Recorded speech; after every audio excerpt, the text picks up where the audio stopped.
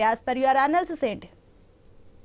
బంగ్లాదేశ్ పరిణామాలు చూసినట్లయితే ఒక రకంగా చూస్తే అది సరే, అక్కడ జరిగినటువంటి తిరుగుబాటు భారతదేశం చుట్టూ ఇప్పుడున్నటువంటి విదేశాంగ విధానం కావచ్చు, కేంద్రం అనుసరిస్తున్నటువంటి మోడీ అనుసరిస్తున్నటువంటి విధానాలు కావచ్చు, ఏమైనా కావచ్చు, మన ఇంటి చుట్టూ శత్రువులను చేసి పెట్టిండండి.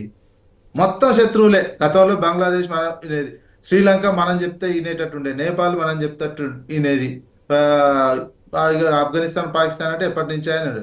మొత్తం ఇప్పుడు మన ఇంటి చుట్టూ శత్రువులను చేసి పెట్టిండు మోడీ విధానాల వల్ల.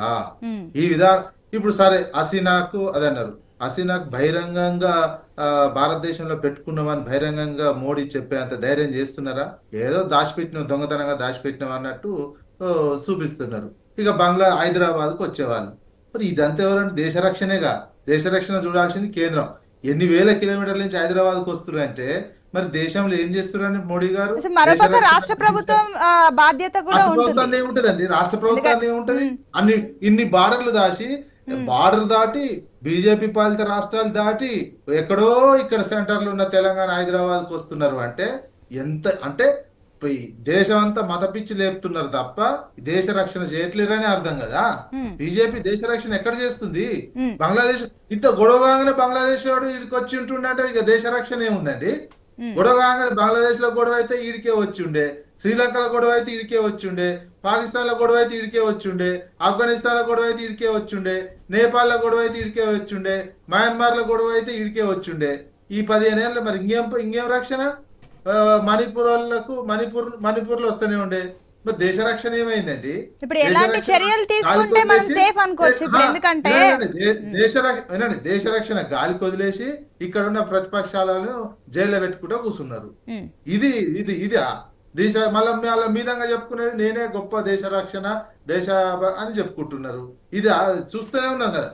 ఎక్కడైనా ఇంటి చుట్టూ గతంలో మన్మోహన్ సింగ్ ఉన్నప్పుడు ఇట్లాంటి విదేశాంగ విధానాలు ఉన్న కొంచెం బంగ్లాదేశ్ కానీ శ్రీలంక కానీ మన చేతిలో ఉన్నట్టే ఉంటుండేది. ఇప్పుడు ఏముందండి? మొత్తం శత్రువులే. ఎవడైనా ఇంటి చుట్టూ శత్రువులను చేసి పెట్టుకుంటారండి? మొత్తం మనం ఇంటికాడ ఎట్లుంటాం అది సేమ్ అదే. ఇది చాలా భారతదేశం ఇప్పుడు నిరంతరం ఏం చెప్తారు? వామ్మ చుట్టూ భారతదేశం చుట్టూ ఇట్లా అయిపోయినాయి, మొత్తం ముస్లిం దేశాలే ఉన్నాయి అని భయపెట్టుడు. ఇక మన భారతీయ పౌరులను మొత్తం ఒక భయంలో బతికే విధంగా క్రియేట్ చేసి అటువైపు డ్రైవ్ చేస్తున్నారు. అది నిరంతరం భయంతో బతకాలి ఇక మనం. అట్లా ఇది మంచిది కాదు కదా. ఓ ధైర్యము, ఓ కాన్ఫిడెన్స్ ఈ చేసేటట్టు ఉండాలి తప్ప ఇంటి చుట్టూ శత్రువులను చేసి పెట్టుకుంటే ఏమొస్తుంది? ఆఖరికి నేపాల్ హిందూ కంట్రీ అంటారు. నేపాల్ కూడా మనం తినకుండా అయిపోయి మొత్తం చైనా వాళ్ళు చెప్తున్నట్టే ఈయనే. ఈ విధానం మళ్ళీ ఒకసారి సమీక్షించుకోవాల్సినటువంటి అవసరం ఉంటుంది. మొత్తం మనం భారతదేశానికి సంబంధించినటువంటి ఒకవేళ యుద్ధం చేస్తే చేయండి, యుద్ధం చేస్తాం అన్నారు కదా. పాకిస్తాన్ సంబంధించినటువంటిది మనం కలుపుకుంటాం పిఓకేని అని. అది పిఓకేని కలిపారు ఇంతవరకు? అది కూడా లేదు. అంతే ఆరోపణ చేయదు. బంగ్లాదేశ్ నుంచి గింత గొడవగా హైదరాబాద్కి వచ్చి ఉంటుంటే నీ విమానాశ్రయాలు ఏమైనాయి, నీ పోర్టులు ఏమైనాయి, నీ బార్డర్ ఏమైంది, నీ పాస్పోర్ట్ల చెకింగ్ ఏమైంది, నీ బార్డర్ సెక్యూరిటీ ఫోర్స్ ఏమైంది? ఇవన్నీ ఇవి కదా అసలు పని. కేంద్ర ప్రభుత్వం పనే దేశాన్ని రక్షించడం. అది ఫస్ట్ పని చేయాలి. తర్వాత మిగతా అన్ని తర్వాత విషయాలు రాష్ట్రాలకు సంబంధించినవి అది చూసుకోవాల్సినటువంటి బాధ్యత కేంద్రంలో పరిపాలిస్తున్నటువంటి వాళ్ళకు ఉంది. ఓకే అండి. ఎస్ రామరెడ్డి గారు, దీనిపైన మీ కమెంట్స్ ఏంటండి? ఎందుకంటే చాలా మంది గతంలో కూడా చాలా మంది రోహింగ్యాలు వచ్చారు, వలసలు వచ్చారు. వాళ్ళు స్థానికంగా కొన్ని ఏదో చిరు వ్యాపారస్తులుగా వెళ్ళి అలా సెటిల్ అయిపోయిన వాళ్ళు ఉన్నారు. మరోపక్క చూసుకున్నట్లయితే అటు ఫేక్ ఐడెంటిటీ కార్డులు కూడా సృష్టించుకొని దళారుల ద్వారా ఐడి కార్డులు క్రియేట్ చేసుకుంటూ కూడా స్థిరపడుతున్నారు. అంటే ఏంటి మన వ్యవస్థ అంత అధ్వానంగా ఉందనుకోవచ్చా ఏంటి? ఈ విషయంలో ఏమంటారు? ఇప్పుడు ఏదేదో మోడీ గారు ప్రైమ్ మినిస్టర్ అయినాక వచ్చారు బంగ్లాదేశ్ నుంచి, అంతకుముందు రాలేదని చెప్తున్నారు. అస్సాం ఉద్యమం జరిగింది.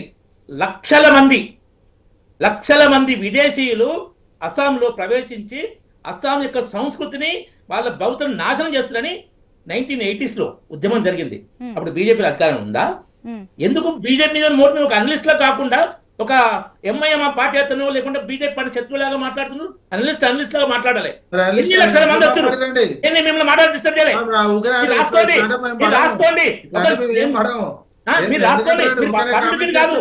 మీ విధానం చెప్పండి. మేడం చెప్పండి. ఎనలిస్ట్ కాబట్టి ఆయన భారతదేశం మాట్లాడుతుంటే నేను చుట్టూ డిస్టర్బ్ శత్రువులు, చేయలే. భారతదేశం చుట్టూ శత్రువులను చేసి అరే మా- లేదా మాట్లాడియండి. ఈ 10 ఏళ్లలో విదేశాల మేడం, నుంచి వస్తున్న ఈయన 10 ఏళ్ల నుంచి వాస్తవాలు వినే ఓపిక లేదు నాకు. 3 టర్ములు ఉన్నారు. మేడం, ఆయన 3 టర్ములు ఉన్నా కూడా ఉత్తరం రోహింగ్యాలు పెట్టండి, ఎట్లా వస్తారండి? లేకపోతే 3 టర్ములు ఉన్నా ఓకే. కూడా విజయ్ గారు. 3 టర్ములు ఉన్నాక శ్రీలంక కూడా ఎట్లా వస్తాడండి?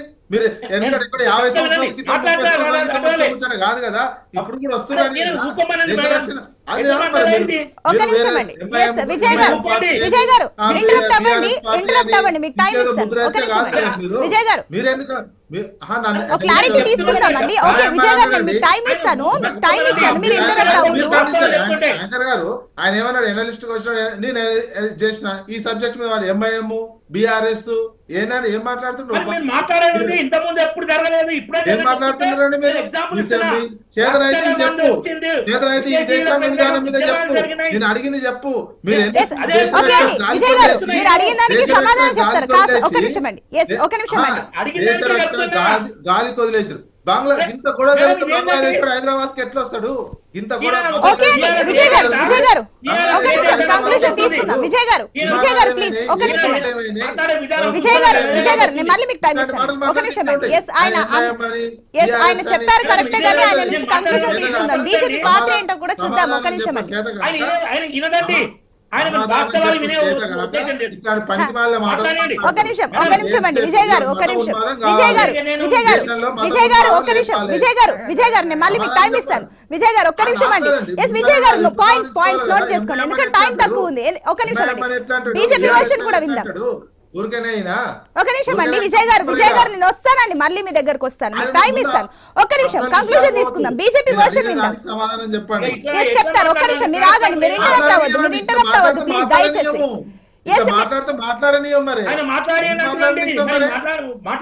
మాట్లాడకపోతే ఎందుకండి? బీజేపీ వర్షన్ వినరా విజయ్ గారు మీరు?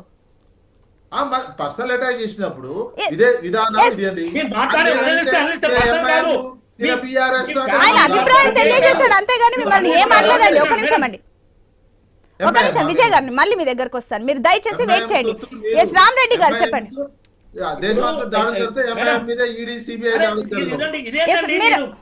మీరు MIM తొత్తులు మీరు. MIM తత్తులు ఎవరు తెలిసింది? మనం అసెంబ్లీలో ఓవైసీ మీద ED దాడులు ఎందుకు జరగవండి? CBI దాడులు ఎందుకు జరగవండి?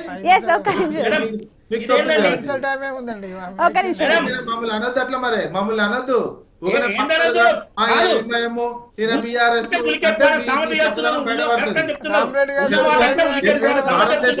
భారతదేశం పెట్టిరండి, భయం చేస్తూ ఇది అడిగేసరికి MIM అంటాడు. దేశాన్ని రక్షించే బీజేపీ దేశాన్ని రక్షించేది లేదు, ఏం లేదు. కానీ విషయం పాకిస్తాన్, BRS